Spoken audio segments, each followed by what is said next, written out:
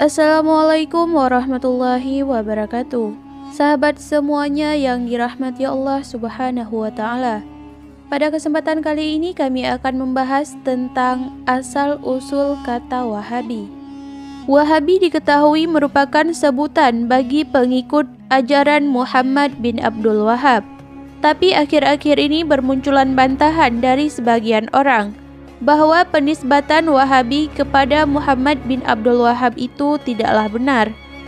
Bantahan mereka beralasan bahwa tokoh yang disebut itu bernama Muhammad bin Abdul Wahab, yang mestinya menjadi Muhammadiyah bukan Wahabi karena namanya Muhammad, sedang nama Wahab adalah nama ayahnya Abdul Wahab. Padahal lakab atau julukan ini diambil dari nama ayahnya Abdul Wahab. Dan nisbat seperti ini sudah masyhur di kalangan orang Arab, seperti pengikut Imam Muhammad bin Idris Asy-Syafi'i disebut sebagai Syafi'iyah, lakab yang dinisbatkan dari nama kakek beliau yaitu Idris Asy-Syafi'i dan lain semisalnya. Maka nisbah Wahabiyah bukanlah suatu penyematan atau pengistilahan asing apalagi salah, namun sudah masyhur bagi kalangan orang Arab. Muhammad bin Abdul Wahab merupakan keturunan dari Bani Tamim, dari keluarga yang banyak bermazhab Hambali.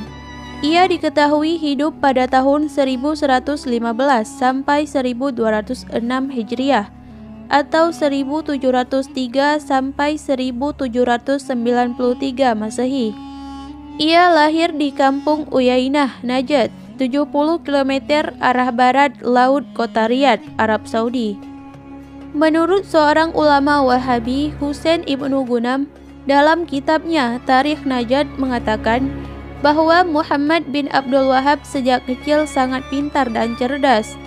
Sulaiman saudaranya meriwayatkan bahwa ayah mereka memiliki firasat yang baik padanya.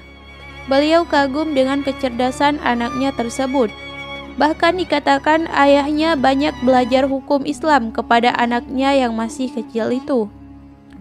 Ayahnya pun menulis surat kepada saudaranya dan menuturkan bahwa putranya ini telah dewasa dan telah dijadikan imam dalam salat jamaah bersama masyarakat. Ayahnya kemudian menikahkannya pada umur 12 tahun, tidak lama setelah mencapai usia baligh. Lalu beliau mengizinkannya untuk menunaikan ibadah haji. Maka Muhammad bin Abdul Wahab kecil pun berangkat haji bersama ayahnya. Setelah selesai melaksanakan ibadah haji, ayahnya kembali ke Uyainah. Sementara Muhammad bin Abdul Wahab tetap tinggal di Mekah selama beberapa waktu dan menimba ilmu di sana. Setelah itu ia pergi ke Madinah untuk berziarah dan belajar agama kepada ulama di sana. Di Madinah ia berguru kepada dua orang ulama, yaitu Syekh Abdullah bin Ibrahim bin Saif An-Najdi dan Syekh Muhammad Hayah Al-Sindi. Namun catatan yang ditulis Ibnu Gunam bertentangan dengan apa yang dituturkan oleh Syekh Muhammad bin Abdullah An-Najdi Al-Hambali, seorang mufti mazhab Hambali di Mekah. Beliau mengatakan dalam kitabnya yang berjudul As-Suhub Al-Wabilah ala Daraihil Hanabilah bahwa Muhammad bin Abdul Wahab baru berani memulai dakwahnya secara terang-terangan setelah orang tuanya wafat. Bahkan orang tuanya sangat marah kepadanya karena ia tidak mau belajar ilmu fikih sebagaimana para pendahulunya. Syekh Ahmad Zaini Dahlan, seorang mufti mazhab Syafi'i sekaligus pakar sejarah di Mekah yang hidup pada era akhir kekhalifahan Turki Utsmaniyah berkata, awalnya Muhammad bin Abdul Wahab adalah seorang penuntut ilmu di Madinah. Ayah dan saudaranya Sulaiman bin Abdul Wahab adalah orang saleh dan termasuk ulama. Ayah, saudara, dan guru-gurunya mempunyai firasat buruk bahwa ia akan tersesat. Hal itu setelah mereka melihat perkataan, perbuatan, dan kecenderungannya di berbagai permasalahan agama. Dikatakan demikian karena memang ajaran-ajaran Muhammad bin Abdul Wahab tersebut banyak yang berseberangan dengan para ulama ahlu sunnah saat itu. Bahkan dengan ajarannya itu, ia telah mengkafirkan orang-orang Islam itu sendiri. Ia berkata bahwa ziarah ke makam Rasulullah SAW, tawasul dengannya atau tawasul dengan para nabi lainnya atau para wali Allah Subhanahu wa taala dan orang-orang saleh serta menziarahi kubur mereka untuk tujuan mencari berkah adalah perbuatan syirik. Menurutnya, memanggil nama nabi ketika bertawasul adalah perbuatan syirik.